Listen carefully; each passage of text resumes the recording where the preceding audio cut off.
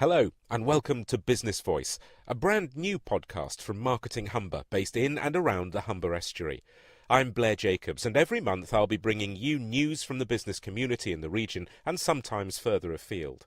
And of course, we'd love to know what you think of the show, and more importantly, any ideas from you on stories you'd like us to cover. The idea is to reflect business life in all genres of industry around the Humber region, from sole traders and SMEs to large multinationals. Now, if you're not familiar with Marketing Humber, then do please visit the website marketinghumber.com. On it, you'll find all the information you need to know about the organisation responsible for the marketing of the Humber and highlighting its prominence on the east coast of the United Kingdom. Now, the aim of these podcasts is really to create a platform so that you can hear more about how businesses across the Humber are helping to provide solutions not just regionally, but nationally and internationally. There's an email for you to send your views and suggestions for the programme. It's communications@marketinghumber.com, and we really would like to hear from you as the Business Voice family grows. Coming up on this show, well, we'll start at the beginning. Why do this? And what exactly does Marketing Humber do? We'll hear from its chairman, Andy Parkinson. I think the idea that we have to go out and promote this region nationally and internationally is going to be our biggest challenge actually going forward, and it's imperative that we don't let this region fall behind. The theme of this podcast is plastics. With so much in the news about the environment and how to preserve it, I talked to the head of Lincolnshire-based Ultimate Group about the importance of plastic sustainability. We found great uses for it, and obviously, single-use plastic, some of it is going to stay, but there's an awful lot of it that can be changed. And as the president of the British Plastics Federation tells me, it's a material that remains vital in life nowadays. Plastic is saving lives every day. Hospitals wouldn't be, and medicine wouldn't have made their improvements if it hadn't been for plastic. But first, almost every region in the country has some form of organisation with the aim of bringing internal and external investment at its heart.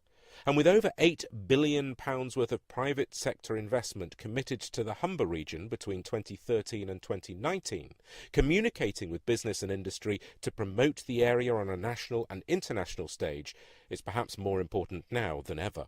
To start this first Business Voice from Marketing Humber, let's meet the organisation's chairman, Andy Parkinson.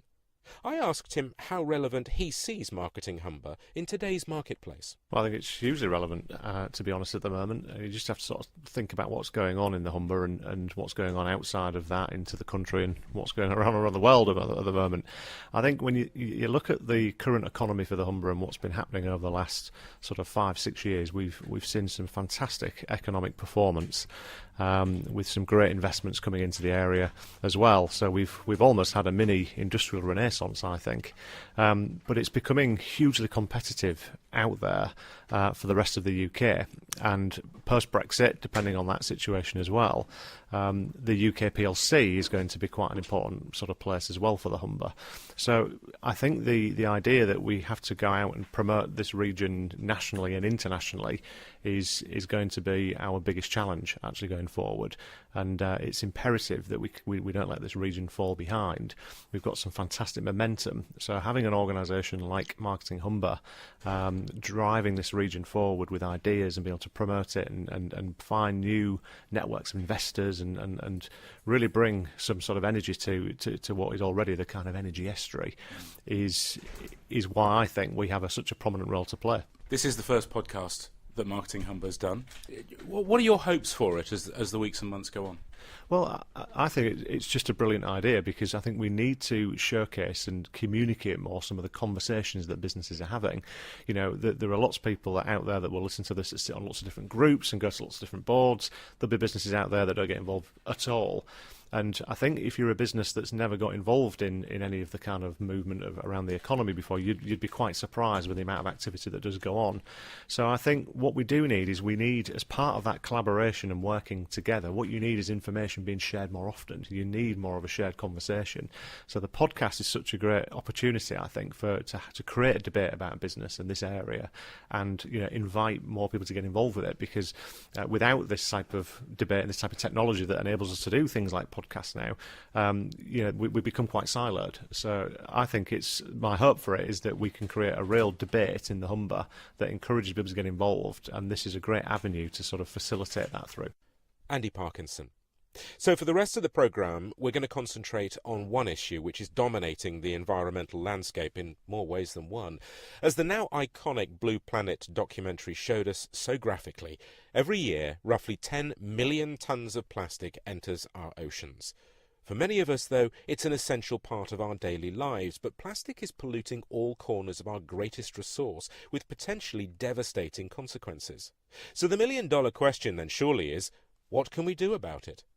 Chris Tong is managing director of one of the world's largest packaging providers, Ultimate Group, based in Lincolnshire. He showed me round his state-of-the-art facility. We're actually in Ultimate Digital, which is actually the digital arm of the Ultimate Group. So basically we're one of the world leaders in producing digitally printed flexible packaging.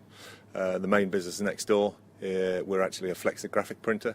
So again, primarily supplying flexible packaging into the fresh and chilled. I mean, what sort of volume? I mean, you say you're one of the global leader. How big is that? Well, on Flexo, on conventional print, we're printing around about 1 million metres of print a day.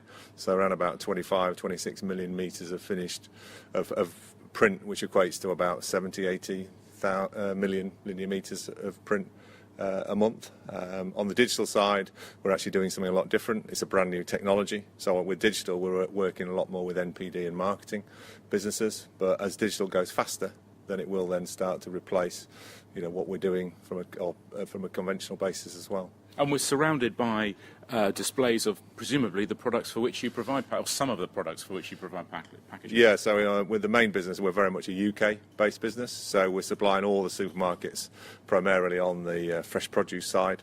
But then we're also supplying brands such as Young's, Aunt Bess's, Floret. So we're supplying right across the sector, but mainly into fresh and chilled. And how long has the business been growing? Since about 30 odd years. So we started off small. When we first moved to the site next door, we were at sort of 10 million turnover, and we employed 80 people. We're now employing 250 people. Turnover is just under 50 million. So we're quite, as a manufacturer, we're only sort of 20 years into our journey. So again, we've always done things differently to a lot of people we compete against. We live our lives around plastic, don't we, as a society? It's every day we take it for granted, but it's now something that people are now saying needs to change. Is that a view that you hold? Yeah, absolutely. I think, we're obviously a big producer, but really I think the profile that the plastic has now got is exactly where it needs to be. I think it's a great product, and I think it's got lots of uses, but I think the way that actually we've been disposing of it has been totally wrong. So we've had lots of materials for a long time that are totally recyclable, that are compostable, all the things that the market is now demanding. But I think until the recycling part of the situation is solved, and every council in the UK does the same thing, a lot of what companies like us are going to do over the next few years is really, is going to be wasted unless we really join up the recycling. Yeah, it's an interesting point you make. I was actually going to ask you who you think is to blame for all this. I mean, is it the manufacturers who aren't doing enough R&D to get the sustainable plastics out there, or is it the way that it's disposed by councils? I think it's the way it's been disposed, and the fact that we've, for the last 30 years, we've very much been a throwaway society. So it's been somebody else's problem. So I think, plastics were invented as a byproduct of producing oil. And before that, we used to just burn it to the atmosphere. We've found great uses for it.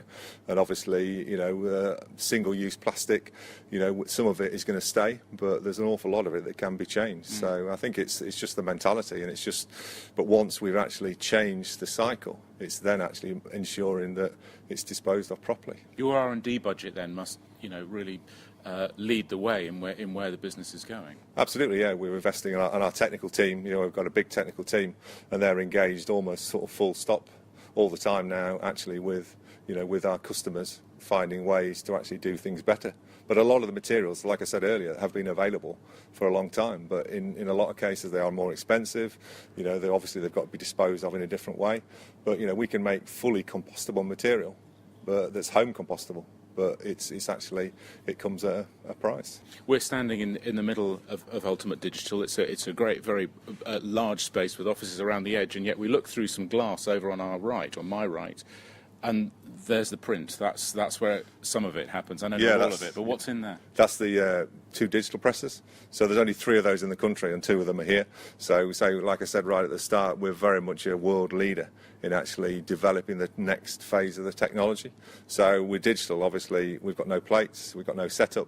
We can press a button and we can print 1 million totally different designs, which is different to what we do in the main factory next door. But obviously, as digital goes faster, then it will start to replace. At the minute, it's very much a complementary technology to what we do in the main factory, where our machines next door print at 350 metres a minute. Digitally, we're only printing at 20 metres a minute, but as the technology moves on, then we're right at the forefront of where that's going to go. Plastic's going through an image issue at the moment, isn't it, with people? There's so much of a movement out there saying things need to change, and I think everybody agrees that it should. Do you think plastic will ever become people's friend again? I think, yeah. I think there's so many applications. The uses for plastic are just so diverse. And in a lot of cases, especially the product we're doing, is actually extending the shelf life. It's stopping food waste. And I think, we just need to get a sensible balance between, sensible uses and sensible disposal. So I think that, plastics is very much, part of the fabric of life. And I think, it's great that the profile has been raised. And I think there are lots of different alternatives that we're already starting to process. But I think plastics have got a big place still in sort of packaging for the future. Chris Tong from Ultimate Group. The British Plastics Federation is the most powerful voice in the UK plastics industry, with over 500 members across the industry supply chain. In all, it represents over 80% of the industry by turnover. Bruce Margetts is the president, as well as being the managing director of Bericap UK in Hull. Now, that's a company that internationally, during 2017, produced 80 billion plastic closures or bottle caps. I suggested to him that plastic really is public enemy number 1 at the moment. It does feel like it, doesn't it? It's been pretty relentless ever since, 30 seconds of David Attenborough on the Blue Planet. It has been absolutely relentless. And the real danger here is that we are trying to deal with the wrong things. And yes, there's a massive amount of emotion. I actually think it's good that the debate has started. I think it's fundamentally a good thing that people are starting to be aware of the impact the importance of end of use. But I think there's a real danger that in the emotional knee-jerk reaction, it's going to end up causing more unintended consequences than it's actually going to solve problems. So have we overreacted? In certain areas, yes. I don't think we're overreacting in terms of trying to deal with identifying the problem and the need to find solutions to the problem. I think we are overreacting in the way that we're trying to do it. I think it's really easy to overlook the reason why plastic has developed in the way that it has.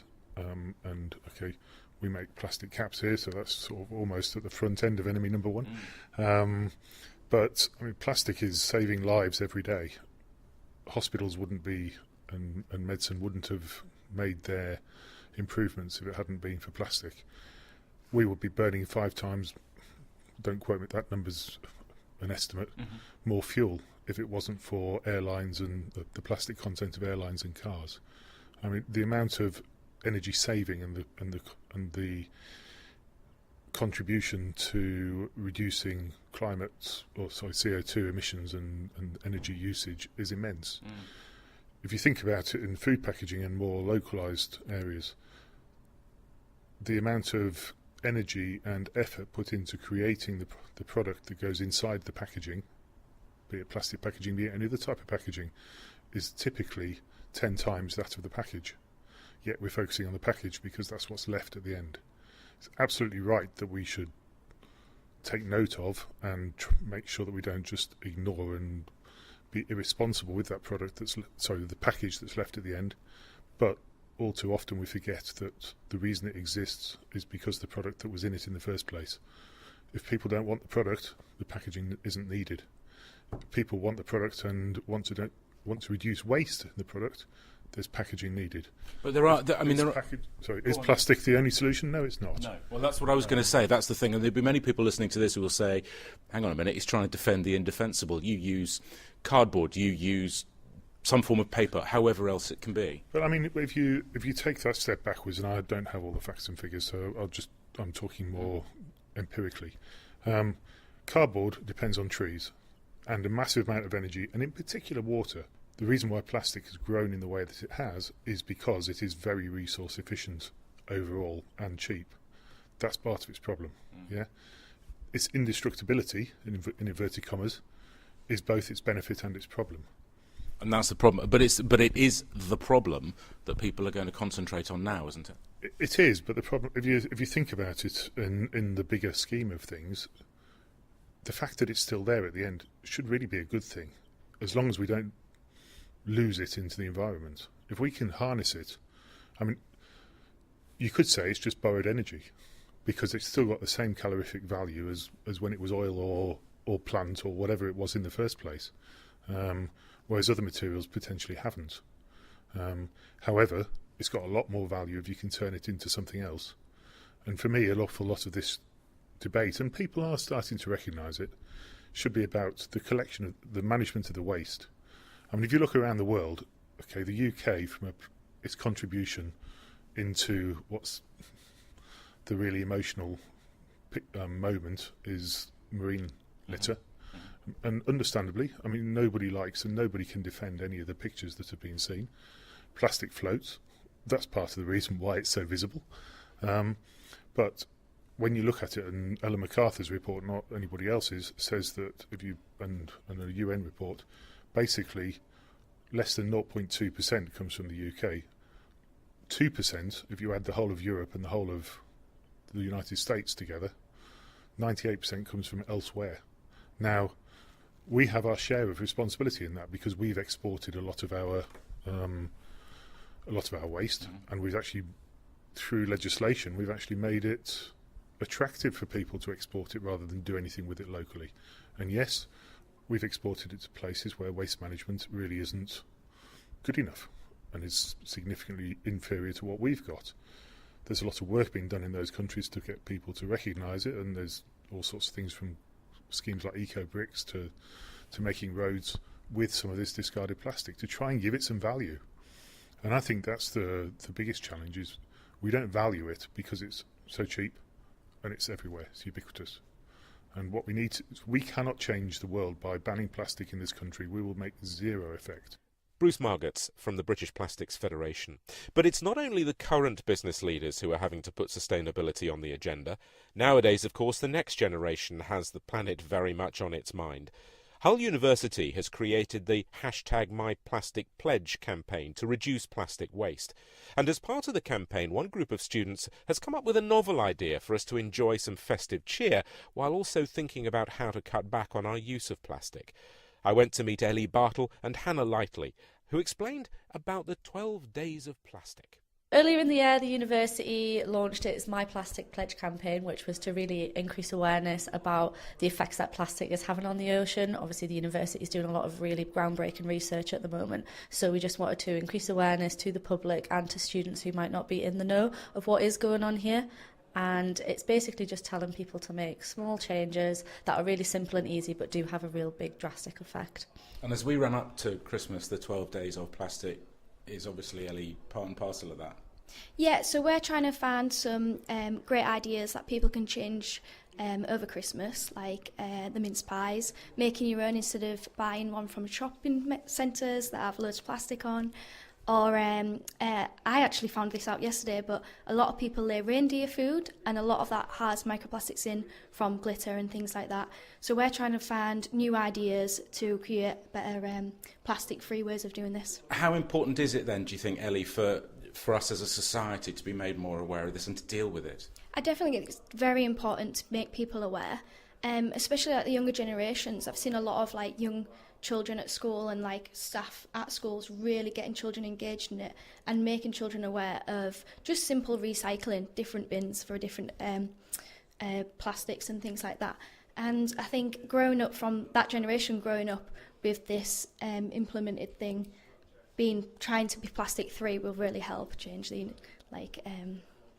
change the environment. Ideals, absolutely. ideals that people have to help the environment for the better. Yeah. It's a generational thing, though, isn't it, really? When you think it's not going to be my generation, it might be your generation that makes the real impact, Yeah, but it's going to be absolutely. your children, presumably. Yeah, 100%. I feel as though my parents were sort of the generation that were the ease generation, obviously people who would buy things that were plastic, microwavable for the quick and fast lifestyle that we have had. But I think it is our generation and the generation below us who are going to be the people who are going to go back to the roots of buying loose vegetables instead of packaged vegetables, maybe like cooking home cooked meals as opposed to buying microwave meals, really getting back to those sort of traditional roots that aren't what we're doing right now. Hannah and Ellie from Hull University. And that's about it from the Business Voice for this time. Please do get in touch and let us know what you think and comment on what you've heard. The email address again is communications@marketinghumber.com, and we really would love to hear from you. If you subscribe to our channel, you can keep up to date as new editions of the Business Voice come online, which will be every month. And of course the website, marketinghumber.com, is there with all the latest news of business in and around the Humber region. Thanks for listening. Until next time, cheerio.